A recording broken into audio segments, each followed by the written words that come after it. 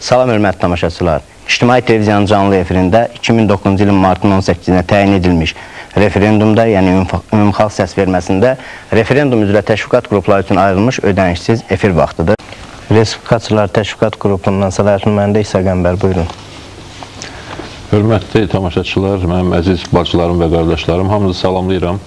Qarşıdan gələn Novruz bayramımız münasibəti ilə sizi təbrik edirəm. Bu bayram hamımız üçün müqəddəs bir bayramdır, ən gözəl bir bayramdır. Və bu bayramda hakimiyyət 9 günlük tətil elan edibdir. Hər halda faktiki 9 gün tətil olacaq, qəzetlər çıxmayacaq, televiziyalar çalçağırla məşğul olacaqlar və görünür həmin müddətdə də Mərkəzi Seçki Komissiyası referendumdakı səsləri saxtalaşdırmaqla məşğul olacaq. Bir halda ki, belədir, onda mən də Müsavat Partiyası adından, Respublikasında Təşviqat qrupu adından sizə təklif edirəm ki, əlavə bir istirahət günündə götürəsiniz, 18 mart referendum gününü.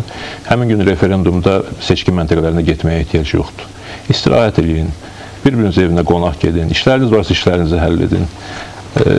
Bu cür saxta, qeyri-legitim, Azərbaycan xalqının mənafeyinə zid, demokratiyaya zid bir referenduma qatılmağa heç bir ehtiyac yoxdur. Mənim bəzi oponentlərimizin yersiz fikirlərinə vaxt itirmək fikrim yoxdur, ona görə də mətləbə keçirəm.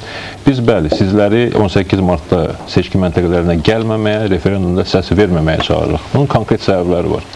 Birincisi haqqında dəfələrində demişik, heç bir məntiqli cavab da almamışıq. Bəli, bu referendum Konstitusiyanın 152-ci və 156-cı maddələrinə ziddir. Bu referendum qeyri-legitimdir, qanunsuzdur və belə bir referendumda iştirak etməyə heç bir ehtiyac yoxdur. İkincisi, referendumun əsas mahiyyəti bir şəxsin 2 dəfədən artıq prezident seçilməsinə şərait yaratmaqdır. Bu da çağdaş dünyanın şərtlərinə uyğun deyil, indiki dəyərlərə uyğun deyil. Bu, Azərbaycanı geriyə aparan bir hadisədir və demokratiya zid bir hadisədir. Ona görə də bu referendumu boykot etmək lazımdır. Üçüncüsü, bu addımın atılması Azərbaycanın nüfuzuna dəhşətli bir zərbə olacaq. Azərbaycanın bütün problemlərin həllində problemlər yaradacaq, çətinliklər yaradacaq. O cümlədən də Qarabağ məsələsində çox ciddi problemlər yaradacaq. Dördüncüsü, bu referendum Əliyevlər ailəsinin 40 illik hakimiyyətini daha da uzatmağa xidmət edir. Bəli, biz bunun əleyhinəyik. Biz hesab edirik ki, artıq Azərbaycanda hakimiyyətin dəyişməsinin zamanı çatıbdır. Hakimiyyət xalqa verilməlidir. Və beşincisi, bütün bunlara baxmayaraq, yəni biz əmin olsaydıq ki, normal referendum keçiriləcək, səslər düzgün sayılacaq, sizin səslərinizin hamısı qeydə alınacaq, bilinəcək kim lehinə, kim əleyhinədir, o zaman biz sizə deyərdik ki, gəlin hamımız fəal iştirak edin və səs verin. Ancaq biz bilirik ki, bu belə deyil. Biz bilirik ki, Əliyev dövründə 93-cü ildən bu günə qədər keçirilən bütün seçkilər total şəkildə saxtalaşdırılıbdır və indi də total bir saxtakarlığa hazırlaşır Mərkəzi Seçki Komissiyası, bütün komissiyalar, Məzahir Pənahov və başqalarının rəhbərliyi altından. Ona görə də biz sizi referendumu boykot etməyə çağırırıq, 18 martda referenduma gəlməməyə çağırırıq. Burada oponentlərimizdən bəziləri çox yalanlar söylədilər. Xarici ölkələr barədə, qrantlar barədə, bizim hakimiyyətə böhtanlar atdılar. Yəni, mən bunlara sözün doğrusu yenə də vaxt ayırmaq fikrində deyiləm. Ancaq bir məsələ, Qarabağ məsələsini biz buraxa bilmərik. Çünki bu məsələ bizim üçün müqəddəs bir məsələdir. Və mən hesab edirəm ki, Əliyev rejimi müdafiə edən şəxslərin Qarabağ haqqında heç danışma ümumiyyətlə mənəvi haqları yoxdur. Bizim hakimiyyət dövründə Elçi bəyin başçılığı altında biz Qarabağın işğal olunmuş torpaqlarının 3/2-sini azad eləmişdik. Xəyanət başladı və bizə zərbələr dəyməyə başladı. Sonra da İranın, Rusiyanın xüsusi kəşfiyyat orqanlarından birləşib daxili qüvvələr Elçi bəy hakimiyyətini, milli hakimiyyətini yıxdılar, hakimiyyətə gəldilər. Həmin ərəfədə Heydər Əliyev demişdi ki, nə var Qarabağ məsələsində? Pencəyimi çiynimə atıb gedəcəm Xan kəndində bir gün içində. Gəldi hakimiyyətə və Heydər Əliyev dövründə 6 rayon işğal olundu ermənilər tərəfindən. Sonra da minlərlə gəncimiz döyüş məntəqələrində, döyüş bölgələrində həlak oldular və 94-cü il mayında ermənilərlə atəşkəs imzaladı Heydər Əliyev. Sonra nə oldu? 2003-cü ildə İlham Əliyev saxtakarlıq və zorakılıq nəticəsində hakimiyyətə gəldi. Hakimiyyətə gələn kimi ilk sözü bundan ibarət oldu ki, Qarabağ məsələsinin həllinə sıfırdan başlayacaq. Bu da o deməkdir ki, İlham Əliyev Heydər Əliyevin Qarabağ siyasətinə sıfır qiyməti verdi. Keçən 6 ildə də İlham Əliyevin Qarabağ siyasəti sıfır qiyməti vermək olar. Nə bir qarış torpaq azad edilməyibdir, nə də sülh danışıqlarında bircə santimetrdə olsun irəliləyiş yoxdur. Budur Əliyevlərin Qarabağ siyasəti. Ona görə də Əliyevlərin tərəfdarlarının Qarabağ haqqında danışmağa mənəvi haqqı yoxdur. Buradakı atmosferi görürsünüz, buradakı yalanları, böhtanları görürsünüz. Bu adamlardan bəzilərinin sifəti var, ümumiyyətlə xalqın qabağına çıxıb danışsınlar. Halbuki onlar bu mənəvi haqqı çoxdan itiriblər. Burada iqtisadi inkişafdan danışırlar, haqdan ədalətdən danışırlar, sabitlikdən danışırlar, uğurlu siyasətdən danışırlar, Qarabağdan danışırlar. Buradakı bəzi adamların bu arada danışmağa mənəvi haqqı yoxdur. Hansı iqtisadi inkişafdan danışırlar ki, bu adamlar ölkənin bütün büdcəsi neftə, qaza bağlıdır. Ölkədə kənd təsərrüfatı məhv edilibdir. Ölkənin sənaye istehsalı demək olar ki, sıfıra yaxınlaşır. Açılan 3-4 dənə zavodları, fabrikləri var idi, onları da bağlamaqla məşğuldular. Hansı iqtisadi inkişafdan danışır? Əhalinin 1/3 ölkəni tərk edib gedib işsizlikdən. Hansı sosial yönümlü siyasətdən danışılır ki, milyondan artıq pensioner, təqaüdçü, 100 minlərlə müəllim, həkim 100 manatın civarında pul alırlar, təqaüd alırlar, maaş alırlar. Burada deyilir ki, yoxsulların faizi 13%-ə düşübmüş. Yoxsulluğun həddini bilirsinizmi? Əgər yaddaşım mən aldatmırsa 70 manatdır. Yəni 75 manat gəliri olan adam yoxsul hesab olunmur Azərbaycanda. Budurmu yoxsulluqdan varlığa keçmək? Xarici siyasətdən danışırlar, uğurlu xarici siyasət, balanslı xarici siyasət. Hanı bu uğurlu xarici siyasət? BMT-dən danışırlar. BMT-də böyük dövlətlərin hamısı Azərbaycanın ərazi bütövlüyünün əleyhinə səs verdi. Rusiya Ermənistana 8 milyonluq silah verdi bu yaxınlarda. Və eyni zamanda Rusiya Ermənistanla bir yerdə kollektiv təhlükəsizlik müqaviləsi təşkilatı çərçivəsində silahlı qüvvələr, birgə qoşunlar yaratmağa başladı. Budur mu sizin balanslı siyasətiniz? Budur mu sizin uğurlu siyasətiniz? Yeganə müttəfiqimizi, Türkiyəmizi Azərbaycan hakimiyyətinin dişsiz, mənasız, səriştəsiz xarici siyasət ucbatından itirmək üzrəyik. Budur mu sizin xarici siyasətiniz? Budur mu balanslı uğurlu siyasətiniz?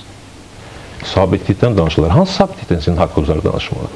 Daxili İşlər Nazirliyinizin yüksək rütbəli zabitləri, Hacı Məmmədov kimləri banda yaradıb insanlarımızı öldürürlər, oğurluyurlar, qarət edirlər. Milli Təhlükəsizlik Nazirliyinin yüksək rütbəli zabitləri Zeytunluq bağını qırıb orada özlərinə villa tikdirməklə nə məşğuldurlar və o mənzərəni çəkən gənc bir jurnalisti döyməyə, öldürməyə qalxırlar. Budur mu sizin sabitliyiniz? Budur mu sizin təhlükəsizliyiniz? Generalı küçədə günün günorta çağı vurub öldürürlər. Budur mu sizin təhlükəsizliyiniz? Budur mu sizin sabitliyiniz? Elmar Hüseynov, Fətullah Hüseynov, Ziya Bünyatov, başqa insanları məhv etdiniz. İndi də öz generallarınızı vurub öldürürsünüz. Budur sabitlik, budur təhlükəsizlik. Mən hesab edirəm ki, bu cür vəziyyətdə olan bir ölkənin hakimiyyət partiyasının nümayəndələri ayıblarına kör olmalıdırlar və hökumətlə xalqın üzrə çıxmamalıdırlar. Yəni, hörmətli tamaşaçılar, görürsünüz ki, bəzi abonentlərimizin bütün vaxtı bizə qarşı yalanlara, təhqirlərə, böhtanlara yönəlir. Heç bir başqa məsələ haqqında danışma fikirləri yoxdur, heç bir reallıq barədə danışma fikirləri yoxdur və təbii ki, mən yenə də buna vaxt itirmə fikrində deyirəm. Sadəcə kim bu adamları bura göndəribsə, bu yalanları, təhqirləri də onların özlərinə qaytarıram 5 qat artıqlaması ilə. Konkret sözüm isə mənim təbii ki, yenə də sizlərədir, hörmətli tamaşaçılar. Bizim sözümüz sizədir. Biz sizə inanırıq. Biz bilirik ki, siz ağı-qaradan seçirsiniz. Kimin yalan, kimin doğru danışdığını çox gözəl bilirsiniz. Bilirsiniz ki, bu hakimiyyət bizim bir illik hakimiyyətimizi həzm eləyə bilməyən, 40 il hakimiyyətdə olan, yenə də gözü doymayan, Azərbaycanın bütün sərvətlərini mənimsəyən, əlinə keçirdən, yenə də gözü doymayan bir hakimiyyətdir. Bizi səriştəsiz adlandırır, ancaq özü görməmiş bir hakimiyyətdir. Gözləri doymur bu adamların, bu hakimiyyətin gözü doymur.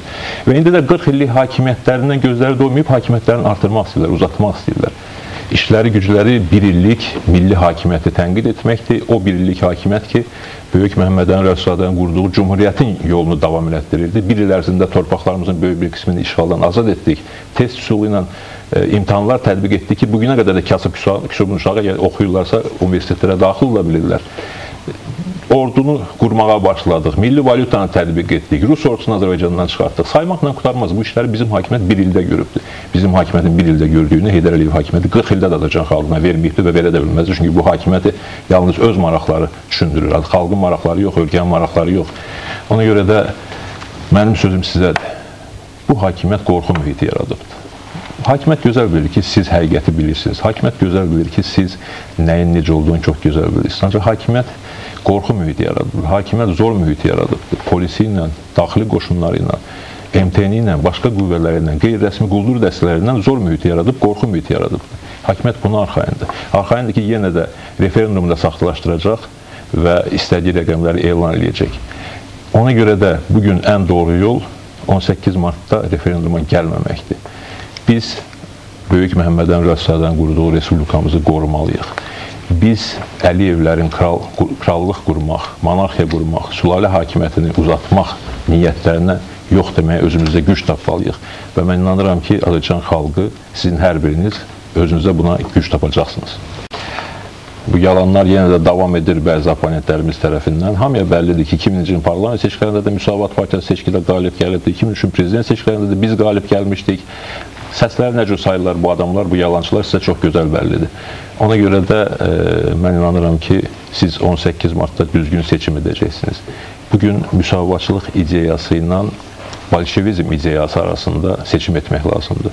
Bugün ləyaqətlə yalançılıq, görməmişlik arasında seçim etmək lazımdır. Mən əminəm ki, siz düzgün seçim edəcəksiniz, referenduma gəlməyəcəksiniz, Əliyev şöhrəsindən yox deyəcəksiniz.